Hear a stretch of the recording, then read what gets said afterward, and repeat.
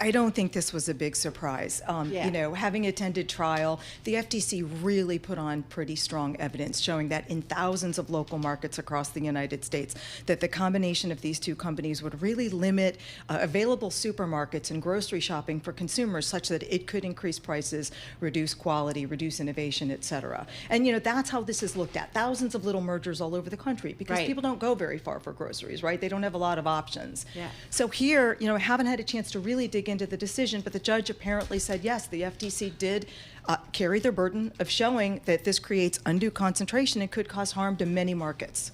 Okay, we got shares of Kroger higher by more than 4%. Shares of Albertsons down 3.6% right now. It seems like it kind of caught the market off guard a little bit, given that we're seeing the reaction from these stockholders. I think I'm surprised by that because I think the consensus was, the people I talked to at the trial agreed with me that they thought the FTC had done a good job here and did what they needed to do. What might have been a surprise was the timing. I don't think people expected this today. So it kind of came a little bit out of the blue. We actually expected it back in October. So at this point, nobody knew when it was coming. Does the timeline get truncated here because of a new administration coming in January 20th?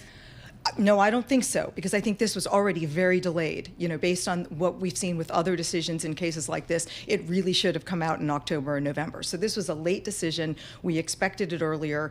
So I don't really think it had to do with the next administration coming in. And they were planning to do a divestiture, right? Of hundreds of stores so that they would go into other hands. But still, even that with the review, not enough. Once again, I think the FTC did a really good job in this trial showing that divestiture was very complex and would be enormously difficult, and that the proposed buyer, which is C&S Wholesale, really didn't have the experience that it needed to compete with these assets viably because they're a wholesaler and they don't really run a lot of grocery stores.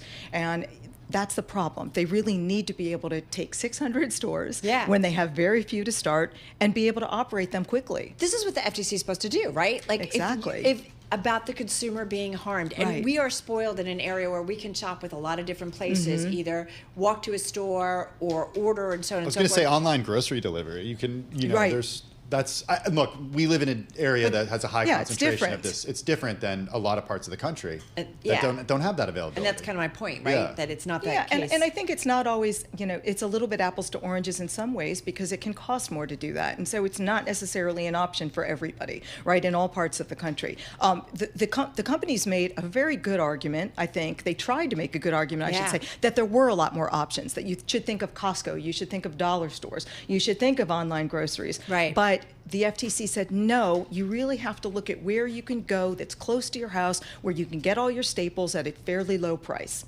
right? And this is really more traditional grocery stores. Is this it? Can they? I never know, especially. In what sense? Well, as you said, we have a new administration coming in, and we saw certainly the markets right after the U.S. presidential election that everyone expected it to be an easier regulatory environment, right? And M&A was excited, and so on and so forth. Mona Lisa is trying for Hershey again after failing in 2016. So I'm wondering, can they say, all right, we let things cool and we come back at it? I don't think they will. They suggested at this point they'll abandon the deal. It's been pending for a very long time now. It's going to be expensive, too. It's expensive. Oh, it's been very expensive. And, if they appeal, it's another 8 or 9 months.